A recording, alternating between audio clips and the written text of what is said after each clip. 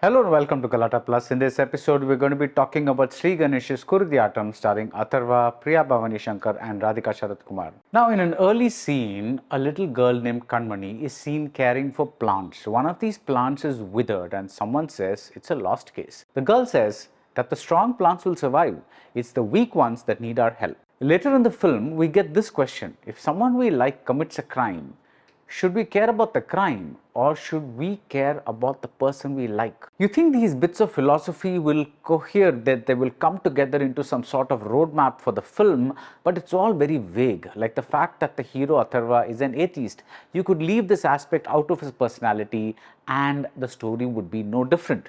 And what about Atharvaa's statement that he does not like to lose? It's again something that appears to have been written to punch up just that particular moment. It adds nothing to the overall picture. The problem, I think, is that Sri Ganesh wanted to follow up his excellent debut Ettuthotakal with a full-on action feature.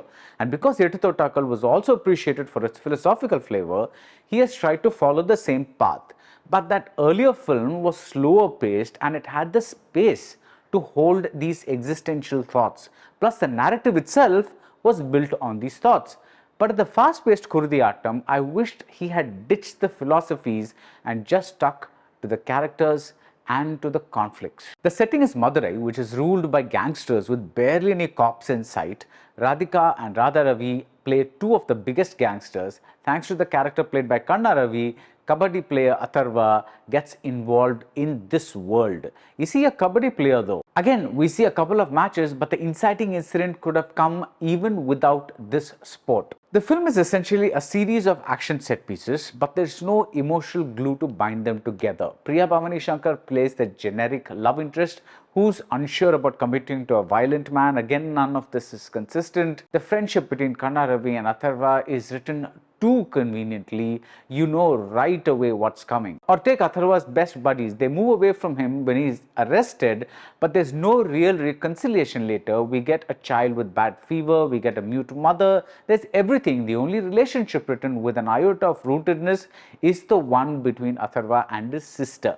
But again, you see what's coming from a mile away and the poor sister gets no closure. The narrative moves in fits and starts and I couldn't decide if it was due to the screenplay itself or due to parts being trimmed off. Either way, it's hard to root for anyone, especially when they are given ultra basic plot points like a pair of easily identified red shirts and an easily overheard phone conversation.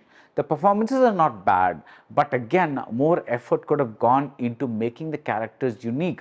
For instance, the Radhika character needed to be more badass. Instead, she comes off like a mildly stern maternal character. Maybe the idea was to have her underplay and avoid the Sornaka gangster tropes, but it doesn't have the desired effect. What saves the film to an extent is the occasional staging and some of cinematographer Dinesh Purushothaman's frames. The most emotional shot of the film is that of a door opening and revealing a small-sized hall. It's the heroine's home. To her left is a framed photo of her mother. To her right, we see her father, who walks with a limp. In an instant and without any dialogue, we get an insight into this woman's world. It's a picture that speaks 1,000 words. Otherwise, we are left with a shell of a film that speaks with 1,000 punches. That's it for Kuruthi Aattam. If you like this review, do subscribe to Galatta Plus and I'll see you soon at the movies.